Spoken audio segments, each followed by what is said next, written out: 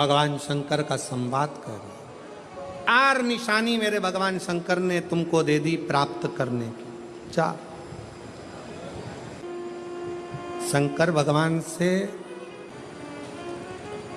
मिलने की 4 निशानियां सामने आती हैं। जब आप शिव महापुराण की कथा सुनते रहते हो, शिव जी के मंदिर जाते, 1 लोटा जल चढ़ाते, शंकर का भजन करते करते साल निकलते चले गए। साल। 4 निशानी मेरे भगवान शंकर ने तुमको दे दी प्राप्त करने की।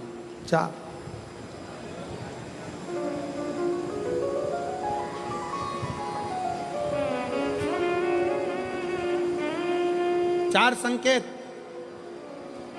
शिव मिलने के, शिव समागम के, शंकर को प्राप्त के।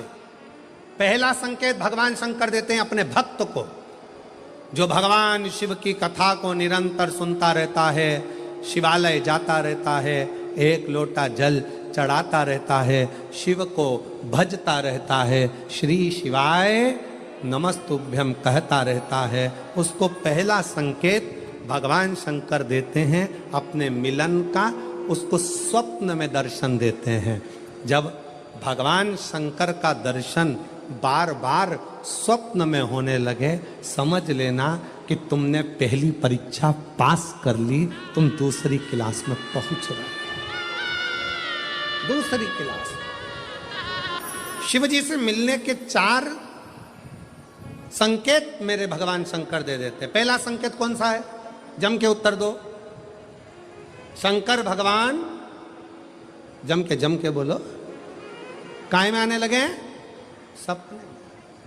और रात शाम, वो कहते ना, रात शाम सपने में आए। वो कहते रात शिव सपने में आए, बोले मेरे सपने में आए। और गंगा बहा गए, गंगा बहा गए। भगवान शिव जब स्वप्न में दिखने लगे, स्वप्न में आने लगे, स्वप्न में दिखने लगे, समझ लेना तुम्हारी पहली परीक्षा पास हो गई और तुम आगे बढ़ गए। आगे। अब शिव तुम्हारे करीब में आ रहे हैं। दूसरा संकेत भगवान शंकर देते हैं शिव महापुराण की कथा सुनने वालों को।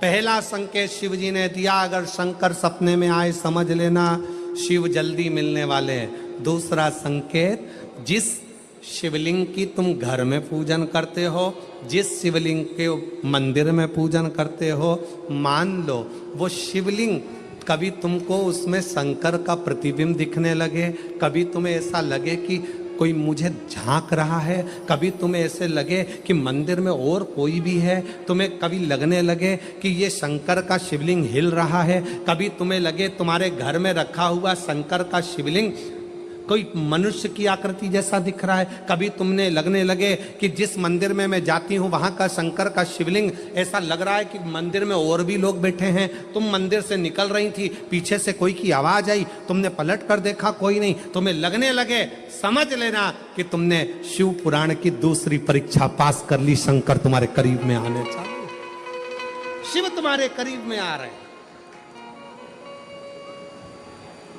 करीब। और शिव महापुराण की तीसरी परीक्षा, शंकर संकेत देते हैं मिलन का संकेत। पहला संकेत स्वप्न, दूसरा संकेत अपने इष्ट मूर्ति का हलचल, और तीसरा संकेत जब आप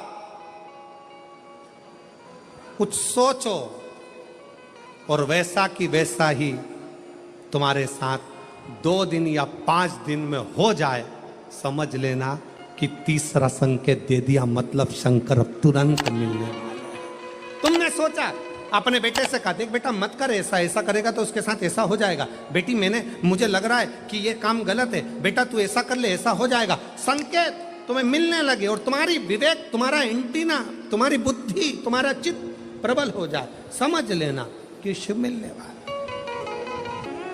संकेत शिव।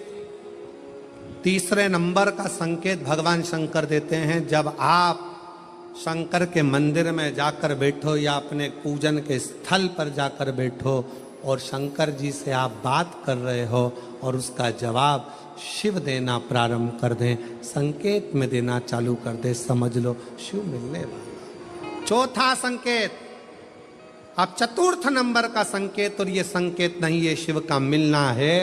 जब ये 3 परीक्षा पास हो जाती है तो चौथे नंबर की परीक्षा पास करने की जरूरत नहीं पड़ती है।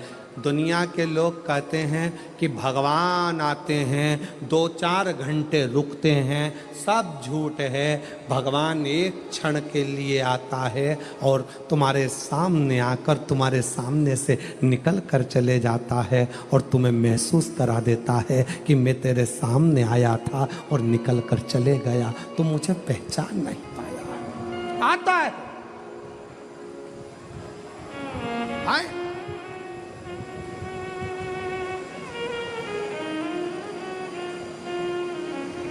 पांच दिन की शिव पुराण चल रही है, सुबह से लेकर रात तक, रात से लेकर सुबह तक, सुबह से लेकर रात तक 5 दिन की यह शिव पुराण कल विराम हो जाएगी। कल तक में तुमने 5 दिन जो सवेरे भोजन से लेकर नाश्ते से लेकर रात को सोने तक और सोने से सुबह तक, सुबह से फिर रात तक जो क्रम करा, 5 दिन का क्रम उठाकर देखना। अगर तुमने दिल से पंडाल में शिव महापुराण की कथा सुनी है तो श्रवण करने वाले को एक क्षण के लिए शंकर का दर्शन होता जरूर है, भले वो किसी अंश रूप में हो, वो होगा। जब ये शिव का लोक है, शंकर का लोक है, तो जब हम हृदय से भगवान शिव को पुकारते हैं तो एक क्षण के लिए शिव आता जरूर है। श्री शिवाय नमस्ते। चित्तवृत्ति में वही समाहित हो, वही। कोई पुण्य का भागी नहीं है, सबके सिर पर पाप की गठरिया। पार्वती अमरनाथ की गुफा में भगवान शंकर कहते हैं, संसार सागर में कलयुग में आपका जन्म हुआ है तो मस्तक पर पाप की गठरिया भरी पड़ी है।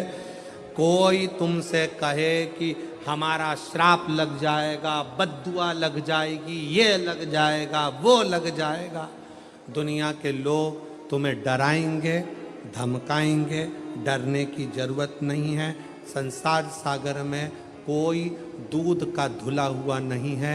शिव पार्वती से कहते हैं, संसार में वही श्रेष्ठ है जो शिव की आराधना में डूबा है और शंकर के मंत्र का स्मरण कर रहा है। पाप सबके माथे पर है।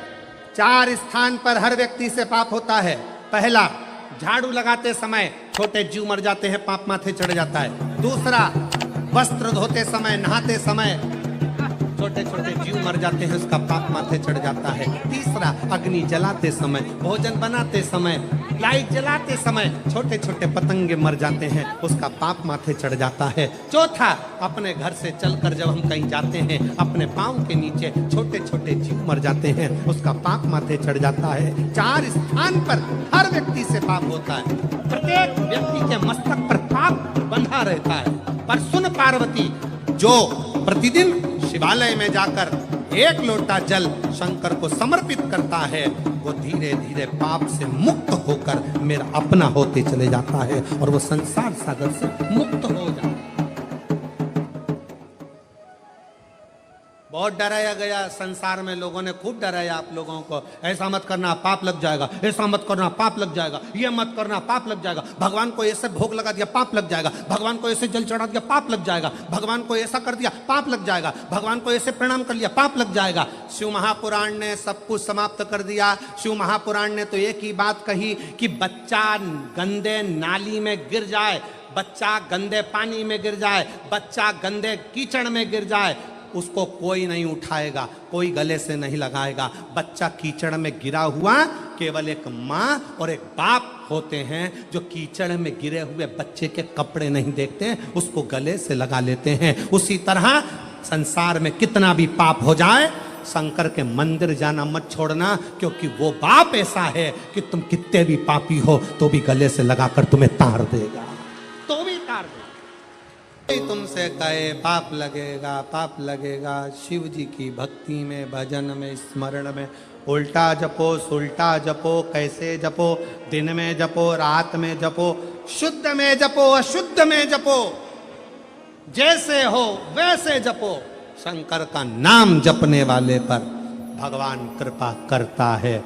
जो दिल से श्री शिवाय नमस्तुभ्यम बोलता है वो शंकर की औलाद, शिव का पुत्र कहलाता है। श्री शिवाय नमस्तुभ्यम बोलने वाले पर शंकर कितनी